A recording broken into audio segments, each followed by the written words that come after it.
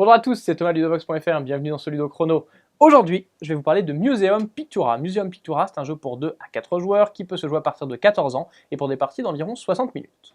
Museum Pictura, c'est un jeu dans lequel vous êtes à la tête d'un musée et vous allez essayer de faire que ce musée soit le plus beau possible. Pour cela, vous allez essayer de faire des collections de peintures pour que celle-ci vous fasse marquer un maximum de points, car c'est celui qui a le plus de points à la fin de la partie qui sera le gagnant.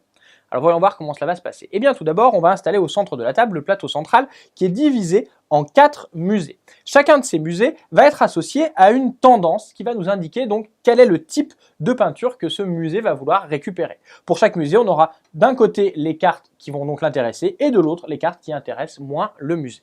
Chaque joueur va également avoir devant lui un plateau individuel qui représente son musée et il aura également lui aussi une carte tendance qui va lui indiquer quel est le type de peinture qu'il va vouloir récupérer pour marquer des points supplémentaires à la fin de la partie. Chaque joueur va également commencer avec une main de cartes. Dans cette main de cartes, on va surtout retrouver des cartes peinture. Ces cartes peinture, ce sont donc le cœur du jeu et elles sont toutes composées de 3 éléments. Il y a donc évidemment une illustration de la peinture, on a la couleur qui nous indique la période de la peinture, un symbole ici qui nous indique le type de peinture, ici c'est un portrait, et enfin le nom du peintre qui est indiqué ici et qui est associé à un numéro pour pouvoir le retrouver plus facilement. Une fois que l'on a fait tout ça, la partie peut commencer. Celle-ci est organisée en une succession de manches, elle-même séparée en tours. Les joueurs vont donc jouer à tour de rôle. Lorsque c'est à moi de jouer, je vais commencer par piocher 2 nouvelles cartes que je vais rajouter à ma main. Puis, je vais pouvoir échanger une des cartes de ma main avec une des cartes du musée central. Donc par exemple, eh bien, je vais donner cette carte dans ce musée pour en récupérer une autre. Alors lorsque je vais donner une carte, eh bien, on va regarder si cette carte elle correspond à ce que le musée recherche. En l'occurrence, ici, je lui ai donné une carte du peintre numéro 27. Ça tombe bien, c'est ce que le musée recherche. Je vais pouvoir marquer immédiatement les points qui sont indiqués ici. Je vais pouvoir marquer 3 points. Je vais ensuite récupérer une carte, celle de mon choix, mais attention, si c'est une des cartes qui intéresse le musée, eh bien je vais là aussi perdre les points qui correspondent à son centre d'intérêt.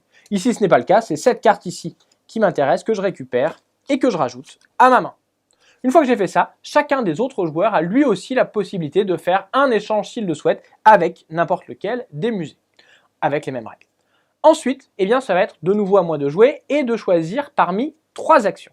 La première action que je vais pouvoir faire, c'est tout simplement d'exposer des cartes dans mon musée. Pour exposer des cartes dans mon musée, je vais tout simplement choisir une carte, la placer dans mon musée et défausser une autre carte de ma main que je vais mettre ici dans une des fosses que les autres joueurs pourront consulter. Si jamais je veux en exposer d'autres, eh bien je peux tout à fait en rajouter en jouant plusieurs cartes. Alors comme vous le voyez, à chaque fois que je joue des cartes, j'essaye ici de les mettre de façon adjacente. Pourquoi ? Eh bien tout simplement parce que si je mets des cartes adjacentes qui ont soit le même type de représentation, soit de la même période, eh bien je vais faire des collections et c'est ça qui va me permettre de marquer des points. De plus, à chaque fois que je vais jouer une carte dans mon musée et que je vais l'exposer, on va regarder si cette carte correspond à la tendance générale et dans ce cas-là, si c'est bien le cas, eh bien je marquerai des points supplémentaires. Il est à noter que je peux également exposer des cartes qui viennent de la défausse d'un autre joueur. Pas de ma défausse, mais de celle d'un autre joueur. Dans ce cas-là, je vais tout simplement prendre la carte, la payer avec une carte de ma main en la défaussant et la rajouter dans mon musée. Si jamais je fais ça, eh bien je perdrai un point de victoire et mon adversaire à qui j'ai pris la carte gagnera un point de victoire. Donc ça, c'était la première action que je peux réaliser. La seconde action va être de faire une exposition temporaire. Lorsque je fais une exposition temporaire, je vais choisir une de mes collections. Alors attention, les collections commencent à 4 cartes. Et je vais marquer les points qui correspondent à cette collection. Plus la collection sera grande, plus je marquerai de points comme indiqué sur la petite carte d'aide qui est ici. De plus, à chaque fois que je fais une exposition temporaire, je vais pouvoir récupérer le marqueur qui correspond à l'exposition que je viens de faire. Donc ici, par exemple, si j'ai fait une exposition d'une collection de couleur jaune, je vais prendre le marqueur qui est ici. Si je suis le premier à le prendre, j'aurai un bonus de 3 points. De plus, ce marqueur, je vais pouvoir le mettre sur une des cases qui se trouve ici pour avoir un bonus. Par exemple, si je le mets ici, je vais pouvoir récupérer toutes les cartes de peinture de ma défausse et les rajouter dans ma main. La troisième action que je vais pouvoir réaliser, c'est de faire un inventaire. Lorsque je fais un inventaire, eh bien, je vais pouvoir récupérer toutes les cartes de ma défausse pour les mettre dans ma main et je vais pouvoir récupérer une carte faveur.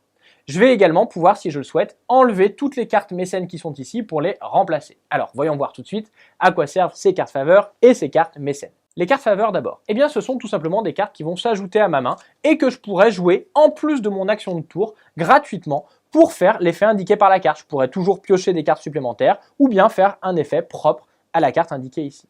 Alors ces cartes faveurs, pour en récupérer, je peux soit donc faire l'action d'inventaire, soit à chaque fois que je vais passer le petit marqueur qui est ici, qui correspond à ma couleur, j'aurai une nouvelle carte faveur. Mais attention, à chaque fois que je le fais, le marqueur en question sera déplacé de 10 cartes. Il faudra donc que je marque encore plus de points pour en avoir une nouvelle.